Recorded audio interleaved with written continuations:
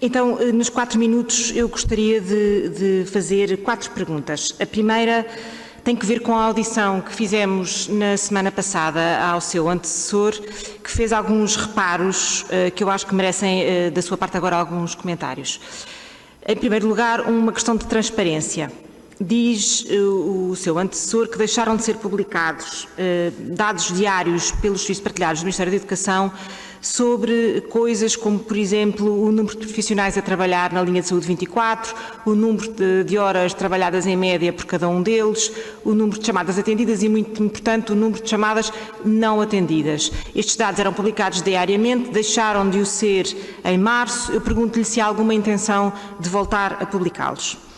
Segunda questão tem a ver com o investimento em telesaúde. Também na audição que fizemos anteriormente ao professor Henrique Martins e também ao Dr. João Rodrigues, na sua qualidade de ex-presidente das USFs, foram feitas muitas críticas ao investimento nos cuidados de saúde primários do ponto de vista de largura de banda, de renovação do parque informático, seja hardware, seja software, e até da formação aos profissionais de saúde. Para quê? Para que, por um lado, para uma transição digital, que é como agora se diz, mas também para que, em momentos como este, em que foi necessário passar de um regime presencial a um regime à distância, mais do que consultas por telefone, se pudesse praticar de facto a telesaúde numa substituição mais próxima daquilo que é o presencial. E, portanto, pergunto-lhe se considera que desde então, enfim, desde o início da pandemia até hoje, há capacidade de realmente proceder à telesaúde e se os centros de saúde estão preparados para isso.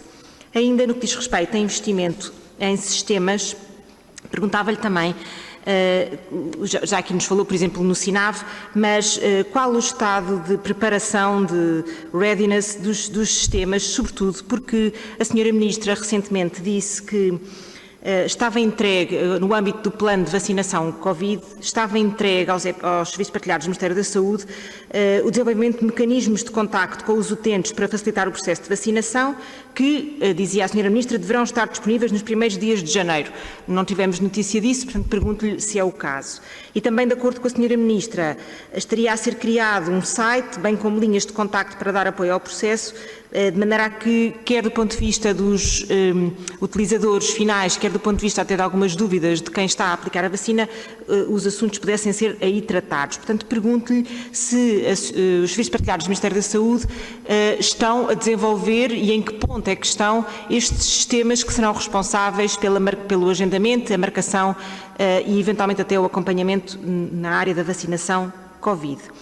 Também sobre esta matéria, ainda sobre vacinação, recentemente, através do despacho 272, a senhora Ministra da Saúde, já deste ano, delegou na Diretora-Geral de Saúde a competência para todos os atos relacionados com a aquisição autónoma de vacinas para a Covid-19 por Portugal, independentemente do processo europeu. Como admite que isto passe também pelos serviços partilhados do Ministério da Saúde, pergunto-lhe se tem conhecimento destes processos de aquisição, que diligências é que estão a ser feitas e a este momento o que é que são as perspectivas dessa aquisição.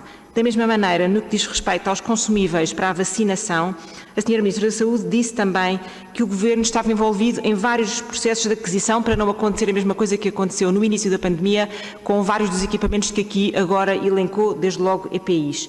Portanto, que processos são esses, em que termos e que condições, e se consegue garantir que quando entrarmos na fase de cruzeiro de vacinação, teremos uma reserva estratégica nacional de consumíveis para a vacinação, seringas, luvas e todo o material correspondente adequado e em Portugal para que essa vacinação possa ocorrer com segurança e com fluidez. Muito obrigada. Muito obrigado, Sra. Deputada. Dr. Góes Pinheiro, para responder, por favor, 4 minutos. Muito obrigado, Sr. Presidente. Sra. Deputada Ana Rita Bessa, muito obrigado antes de mais pelas suas perguntas e começando pela primeira. Não houve nenhuma intenção de não ser transparente. O que se passou foi que no início da pandemia, quando começámos a lidar com o SNS 24, verificámos que havia um conjunto de indicadores que tinham que ser corrigidos e alguns indicadores que tinham que ser acrescentados. E portanto, esse processo passou para um segundo plano, tendo em conta todas as urgências que havia. Mas eu assumo aqui o compromisso, até porque na verdade já pretendíamos fazê-lo, e portanto, na verdade, eu diria que até ao final da próxima semana os indicadores no âmbito da transparência respeitantes ao SNS 24 estarão disponíveis.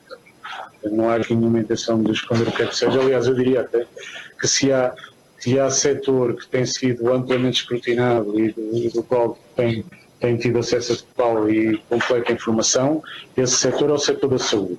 E nesse contexto, se há serviço do qual que tem sido amplamente escrutinado, tem sido a SNS 24. Mas, de todo modo, como digo, até ao final da próxima semana, respondendo à sua pergunta, essa informação estará disponível.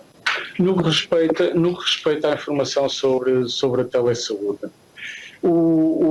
durante este ano houve de facto uma intenção de dotar os serviços, em especial os cuidados de saúde primários, de equipamentos que permitem realizar um conjunto de operações diversos na área da telesaúde.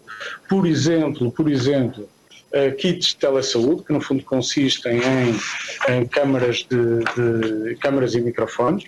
Estamos a falar de 843 câmaras e microfones que foram distribuídos ao longo do ano e neste momento, entretanto, porque eles também têm de ser adquiridos, foram adquiridos outros e já temos disponíveis mais 600 kits de telesaúde para distribuir essencialmente pelos cuidados de saúde primária. Evidentemente que aquela que é a nossa intenção é que não haja apenas uma distribuição desses kits, haja também uma utilização dos mesmos, não é? E, portanto, desse ponto de vista, não chega a disponibilizá-los, é preciso também um trabalho conjunto de todas as entidades no sentido de promover a sua utilização. Porque é verdade que a Covid-19, que é uma fatalidade que a todos apanhou com uma violência inusitada e inesperada, é verdade que também nos é exigido que de alguma forma tentemos, na medida do possível, preparar o futuro num contexto como este. E preparar o futuro também passa por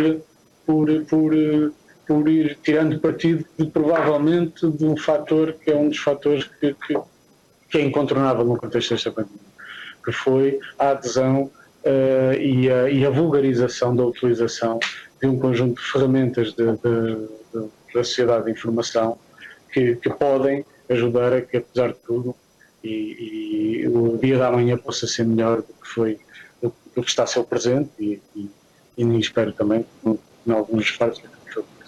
E desse ponto de vista é de facto nossa intenção promover de forma muito, muito significativa a utilização destas ferramentas.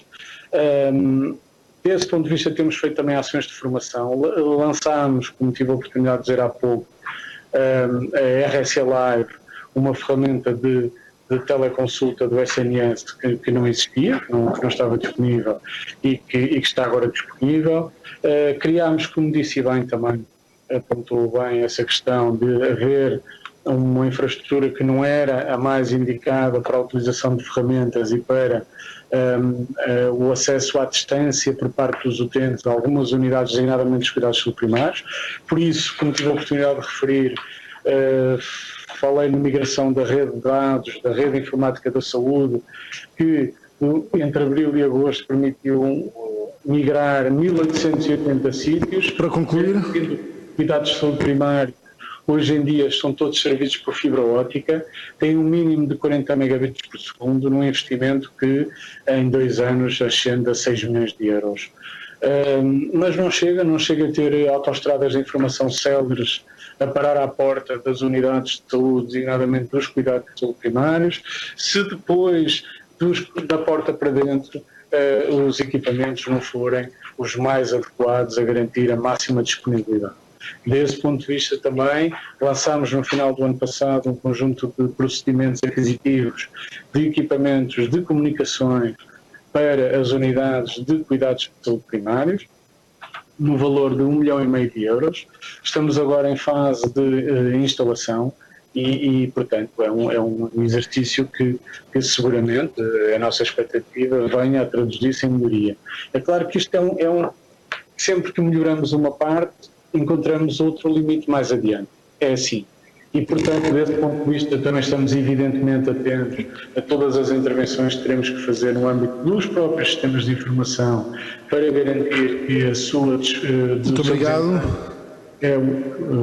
Peço desculpa, senhor.